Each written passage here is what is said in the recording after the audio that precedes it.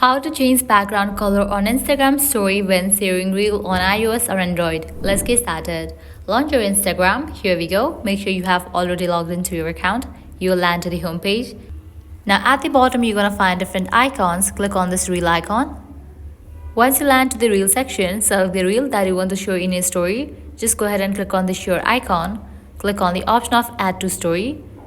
Once you have selected the reel, at the top you're gonna find different icons. Click on this picture icon.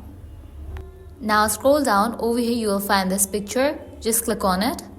With that, your gallery will open up. Now go ahead and select the picture that you want to set as a background. Just click on it. After you select the picture for the background, now you have to adjust this picture in this way. After you are done adjusting, you can upload it. Over here you will find this icon at the bottom right corner. Just go ahead and click on it. So this is how you can easily change background color on Instagram story when sharing reel on iOS and Android. At the end, if you guys find this video helpful, don't forget to like, share and subscribe to our channel. Thank you.